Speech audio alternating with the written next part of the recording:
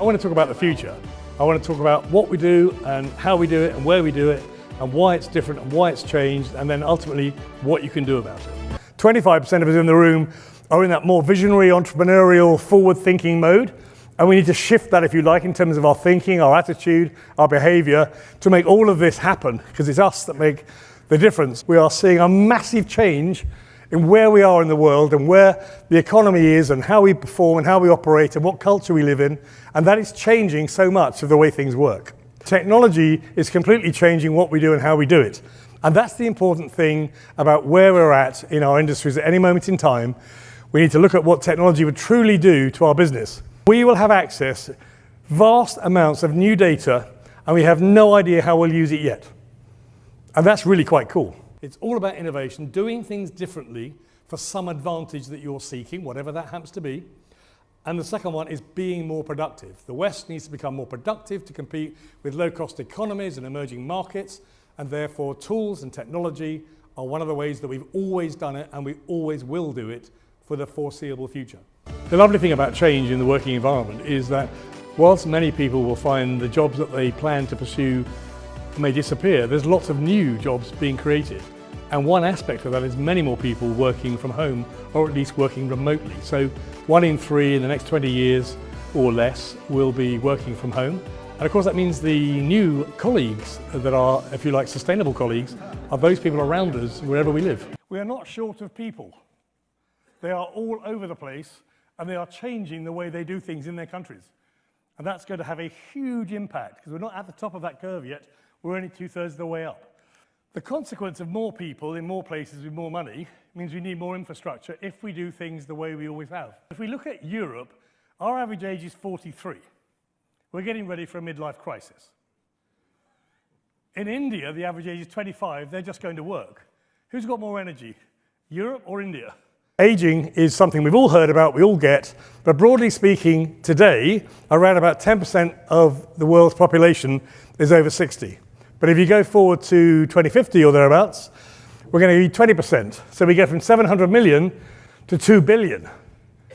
And our attitude and behavior changes as we get older towards the things that we acquire, buy, use. And that is massively transforming many, many industries around the world. The future is very much about more devices coming online, connecting more people in more ways than never imagined they could possibly do from the past. So we'll massively become more connected. So we have the Internet of Things, which talks about a few trillion devices. This is where tens and groups of tens of trillions of devices are out there, sending information, acting on our behalf, fixing our bodies, fixing our machines, working in amazing ways. We're talking about aircraft with a nano sensor every square centimetre, over every surface, telling us the condition of that material, and the same thing in our bodies. Artificial intelligence, cognitive computing, machine learning, call it what you will, different forms are going to increasingly change what we do and how we do it. Augmented reality is happening for real everywhere. So we're beginning to see things that we need to interact with in some fashion or another are appearing on our devices all over the place, and that could be holographic, it could be on flat screens. In any way, it's looking 3D, and it's changing our perception of those devices, and ultimately we end up with virtual reality where we can engage with things on a serious basis. With devices that can tuck into our ear, it's very discreet and you can get access to anything. That can be your telephone if you like to use that old language, it can be your music listening device, so it's your communicator, but also you can have heads-up display on your lens, watching a concert, even being there, feeling you're part of it while you're sitting doing something else. Or going to a football match, maybe I want to stand in the goal mouth where the goalkeeper is with exactly the sight line as he's standing waiting for a penalty to be kicked. That'd be dead cool. Boeing are talking about completely 3D printed aircraft, and so are Airbus. The tail fins of Boeings are all going to be 3D fabricated on the spot when needed, so just in time, rather than actually have them stored in different places and always in the wrong place. And we can even print our own meat and eat that as food or print a heart.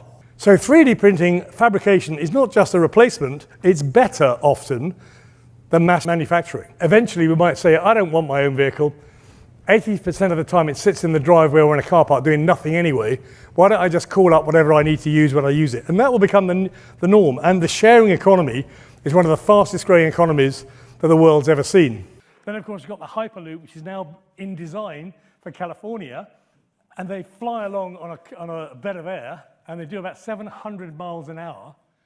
And in the States, they're looking for a time in the future where house prices are not any longer driven by locality.